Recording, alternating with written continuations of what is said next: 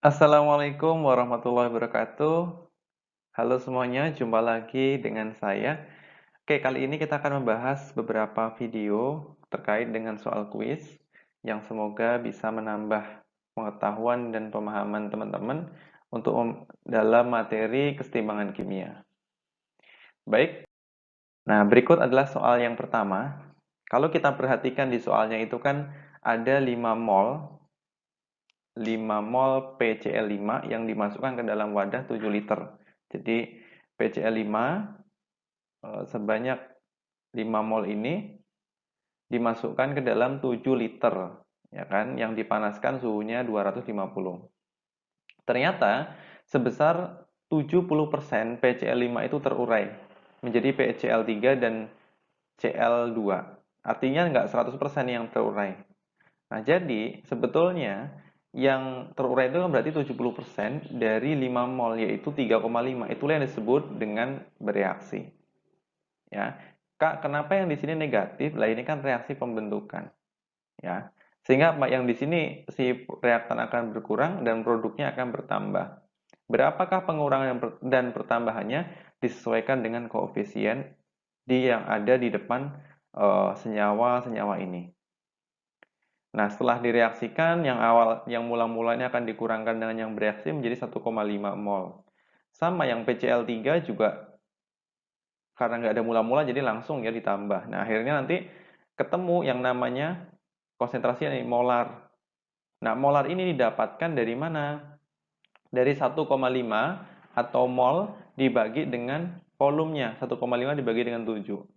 Nah, ini juga sama, 3,5 ini dibagi dengan 7, ini juga 3,5 bagi 7. Nah, setelah ketemu nilai-nilai ini, karena yang ditanya adalah KC-nya, maka kamu masukkan ke rumus KC. KC itu berarti apa? Produk dibagi dengan reaktan. Produk ada PCl3, ya kebetulan di sini produknya PCl3 dan Cl2, kamu masukkan. Nah, setelah itu dibagi ketemu nanti nilainya 1,9. Kalau kita perhatikan KC-nya, ya kan, itu adalah lebih dari 1. Ya, KC-nya lebih dari 1. Artinya apa? Reaksinya bergeser ke produk, sehingga produknya akan bertambah dan reaktannya akan berkurang. Sebetulnya sesuai ya dengan yang di sini kan ya. Reaktannya berkurang dan produknya bertambahnya bergesernya ke arah produk. Ya, nilainya 1,19.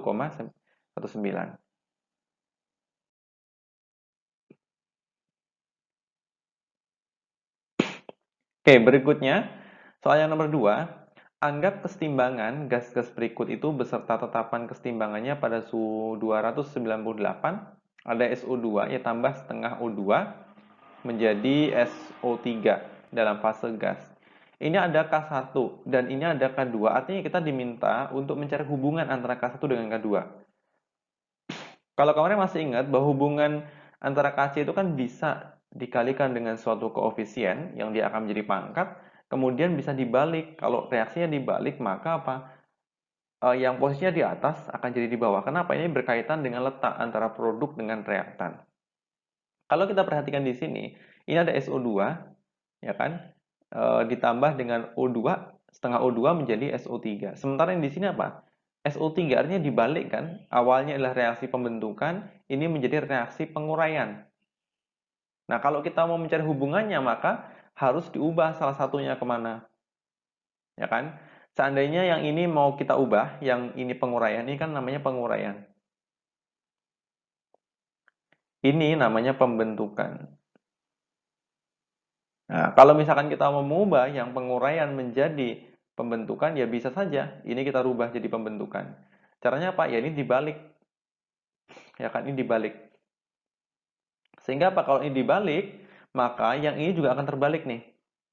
Kalau ini dibalik ya, yang ini dibalik, maka yang KC ini juga akan terbalik. Maka dia akan menjadi ya K2. K2 itu akan menjadi SO3 akan kuadrat per ini SO2 kuadrat menjadi O2. Nah, ini kalau dia dibalik, sehingga akan sama dengan yang di sini. Pertanyaannya, di sini ada 2, di sini ada 2, di sini kan cuma 1. Sementara awalnya dia di sini setengah, di sini 1, 1. Artinya apa? Pasti 2 kali lipat kan? Nah, artinya apa? Ini itu sebetulnya dikali 2. Jadi kalau di sini menjadi kuadrat, awalnya 1 kalinya 2 kali lipat. Ingat tadi yang konsep di awal, apa? Pangkat berkaitan dengan koefisien. Artinya apa? Semula koefisiennya 1 menjadi 2 kan? Nah, artinya apa? Pasti nanti di sana itu koefisiennya dikalikan dengan 2. Sehingga apa? Kalau koefisien dikalikan dengan 2, maka pangkatnya akan dikalikan dengan 2. Sehingga apa? Ada hubungannya di sini. Yaitu K2 itu sama dengan setengah 1 per K1 kuadrat. Nah, ini datangnya dari mana? Dari sini nih. Awalnya dia cuma 1, kemudian jadi 2. Makanya dia muncul 2 di sini. Nah, sepertinya dari mana, Kak? Kan memang yang K2 itu merupakan kebalikan. Ini kalau kita balik ternyata apa? Sama dengan K1 rumusnya. Cuman beda pangkat saja. Oke ya, gitu caranya. Oke, berikutnya reaksi disosiasi. Jadi kalau reaksi disosiasi ya antara, kan ada namanya asosiasi itu pembentukan ya, disosiasi itu penguraian. Ya, itu kata lainnya. Kemudian ada gas H2 dalam air itu ya, tertulisnya ada begini, ada H2, ini reaksinya seperti ini. Ya kan? Nah, tetapan disosiasi dari ionisasi berturut-turut, kita minta menghubungkan antara K1, K2, dan K3. Hubungan antara K1 dengan K2, antara K3 dengan K1 dan K2. Sekarang kita cari tahu dulu nih, kita akan mencari hubungannya, ya kan? Kalau kita perhatikan, kita susun nih berdasarkan urutan K1, K2, dan K3. Ternyata apa? K3 itu merupakan gabungan dari K1 dan K2. Ya kan? Misalkan di sini HS-nya kita hilangkan, ya kan? HS-nya kita hilangkan, ternyata ada hubungan di sini K1 dengan K2. Ya kan? Ini ada H2S, turun dia kan? Seperti biasa tuh kalau kita buat reaksi yang diberikan kan, dia akan turun. Kemudian HS-nya dia akan saling menghilangkan karena satu di kanan, satu di kiri dan koefisiennya kebetulan sama, jumlahnya sama. Kemudian yang S2-nya S2-nya akan turun. Nah, di sini hanya ada 2, kalau dijumlahkan jadi 2H+. Maka hubungannya apa? Kalau misalkan yang atas ini dijumlahkan, maka nilai K-nya sama dengan dikalikan.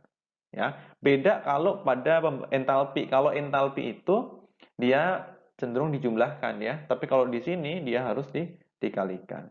Makanya hubungannya adalah K1 dikalikan dengan K2. Oke, berikutnya.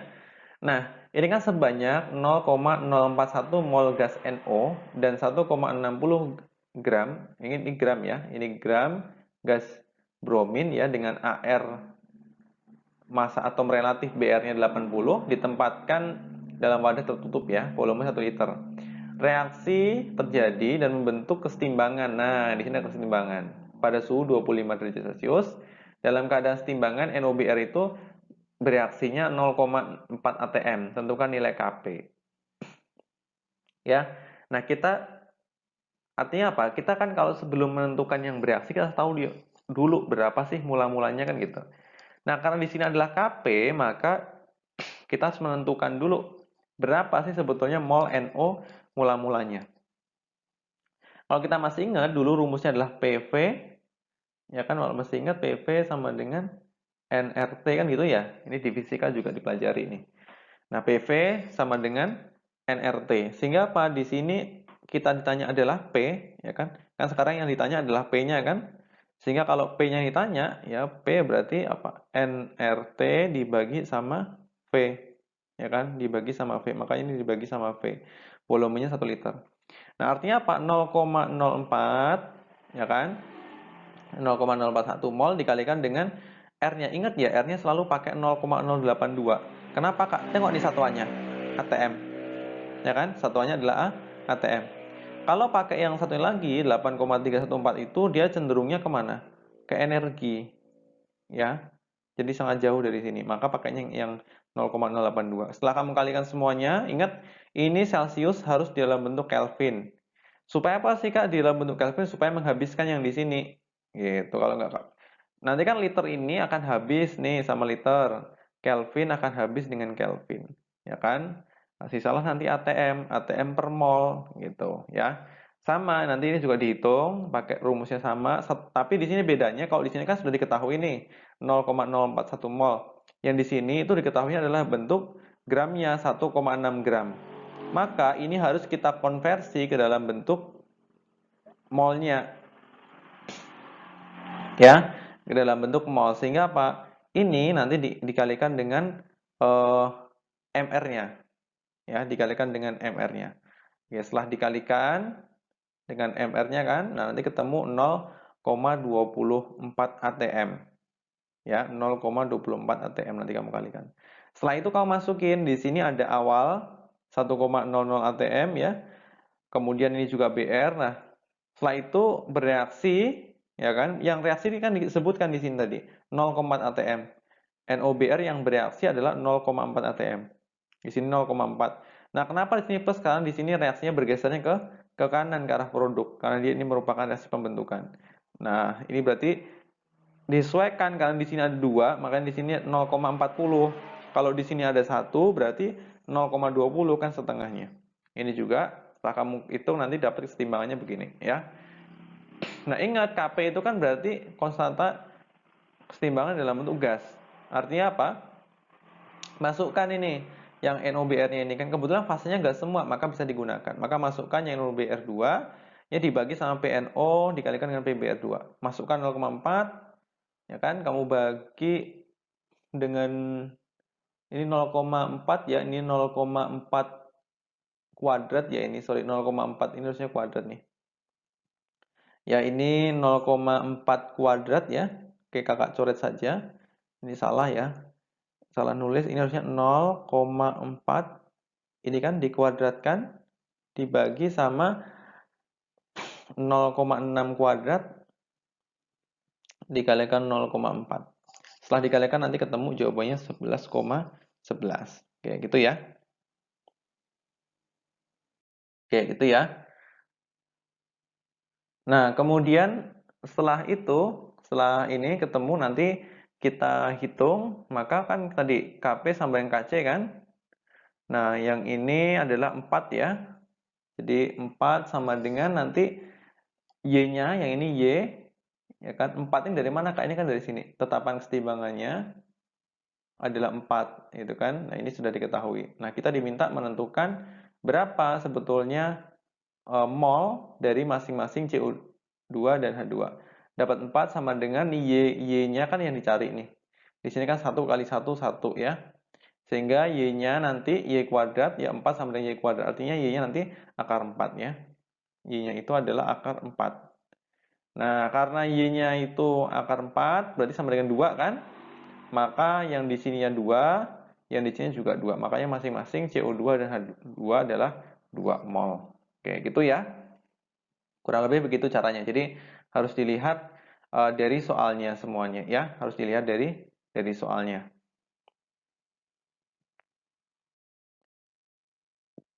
Oke, berikutnya ya. Ada data Ka ya. Di sini diketahui ada data Ka banyak sekali ya. Nah, intinya di sini kita kan diminta menentukan reaksi yang spontan ke kanan.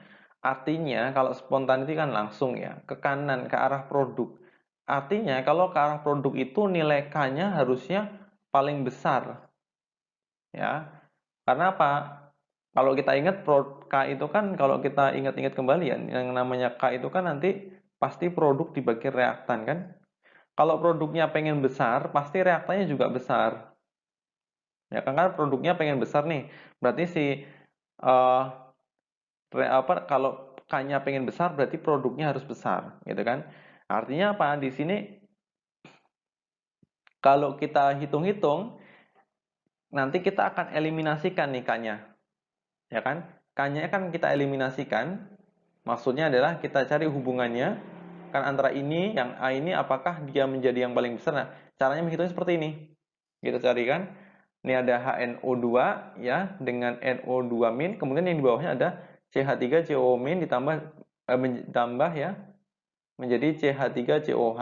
Nah, ini ya. Ini kemudian kita jumlahkan ya. Kita jumlahkan sehingga akan membentuk seperti yang di bawahnya. Nah, artinya apa? Sebetulnya di sini adalah kita harus mengalihkan yang namanya KC-nya gitu kan. Nah, tapi kita ingat dulu nih. Kalau yang di soalnya bagaimana kan gitu. CH3COO min ya ditambah menjadi CH3COH itu Bang ini tambah H plus ya. Ini tambah H plus. Ya ditambahkan H plus. Kita lihat di sininya. Ya kan? CH3 ternyata apa? CH3 itu merupakan penguraian. Nah, sehingga di sini adalah kita ingin jadikan pembentukan. Maka yang semula dia di 1,8 kali 10 pangkat min 5 ini dibalik. 1 per 1,8 kali 10 pangkat 5. Dapatnya seperti itu. Kenapa dibalik? Karena di sini reaksinya dibalik. Setelah itu dijumlahkan dengan yang di atasnya, ketemulah nilai K-nya. K-nya itu dikalikan antara yang ini dikalikan dengan yang di bawahnya. Ya. Maka dapatlah dia di sini. Sama halnya untuk yang 2, 3, 4, 5 kamu hitung sendiri nanti dapat nilainya seperti ini. Kan? Nah, setelah dapatnya kamu bandingkan, mana sih sebetulnya nilai K yang paling besar itu? Pasti yang atas ini kan? Ini kan pangkatnya 0, di sini pangkatnya kan min 1, min 2, min 3 kan? Artinya ini yang paling besar. Nah, nilai K yang paling besar inilah yang menunjukkan reaksinya spontan. Ya, makanya jawabannya adalah yang A ini.